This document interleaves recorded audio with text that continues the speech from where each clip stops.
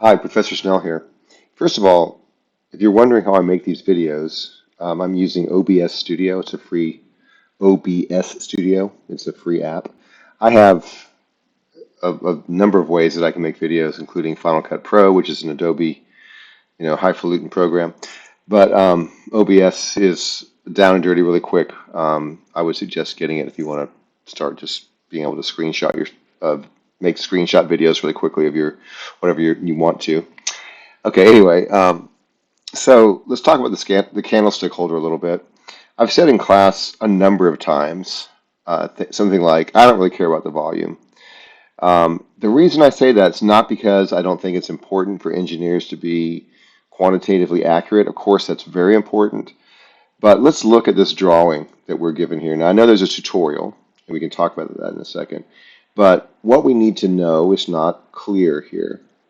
Um, if the person who made this drawing wanted us to make it exactly like the volume that we're given, is requesting, then they need to give us some more information. Well, then the answer is, well, but we've got a tutorial. Well, what is a tutorial? It's like a bunch of crazy instructions that are supplementing the drawing. So I don't really feel like that's something that I need to keep you guys beholden to. But if we do look at this drawing, we find the issue that I think is causing people problems. So or we go look at the tutorial. So I'm going to go to this sketch here, and so right now we're undefined, right?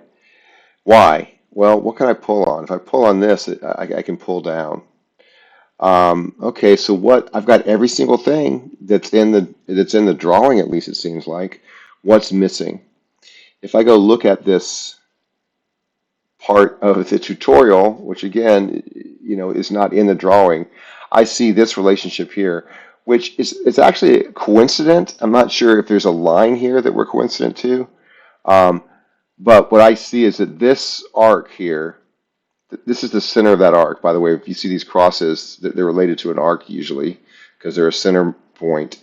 Um, that's vertical to this line. So I can come if I come back into SolidWorks and select my center point and one of these points, the center point of that arc, and make them vertical. Woo, I'm fully defined. Okay. Actually, and let me go back for a second before I do that. If I go to I'm going to exit this and go to my evaluate, my mass properties. I can't remember, it's like 6.524, I think, or something. Anyway, this is way high, right? And this is kind of fun because it seems crazy high, and you feel like, well, how could I possibly be that far off? Well, let's just see. So I'm going to come in here and select these 2 points and make them vertical, and now I'm fully defined. Awesome. What else? And by the way, this took me a while to figure out. I don't use SolidWorks all the time, and anyway, whatever I'm saying. So don't feel stupid if you don't figure these things out quickly. This can be frustrating, but it's just part of how you learn. If you make this part and it takes you 3 hours, you go back and make it again. It's going to take you 10 minutes or 15 minutes. Make it a third time. You can do it in your sleep. That's how you learn to be a good technical designer, a good manipulator of programs.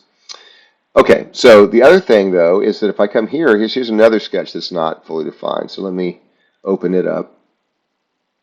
And what's going on here? Well, if I just pull on this, I can see that, wow, why is that happening? Oh, it's probably something kind of similar. I see I've got a center point for this arc here that is not defined. So let's go back and look at our drawing.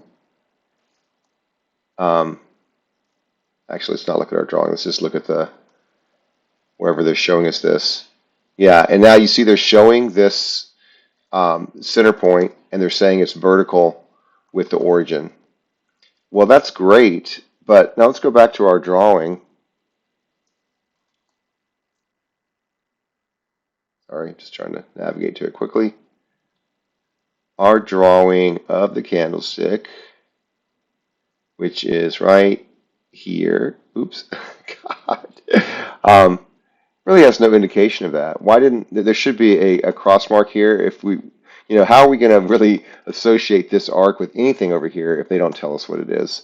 So that's why I say, okay, do your best, make it look similar as much as possible. But if not, if everything's not there, you're not responsible for finding it, right? You can approximate. But if I look back at the, you know, we already saw that there was in the screenshots in the tutorial, there was a cross mark here that I interpreted as the center point of this arc here.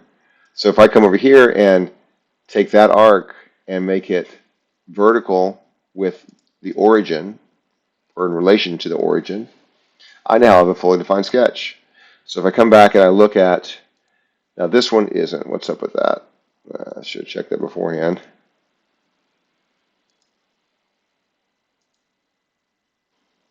I don't think it really matters because I've actually checked the volume on this. But let's see what it is. I might not have any dimensions on this right now.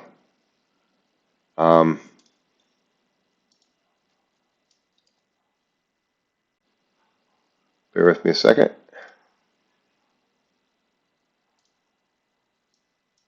Wow.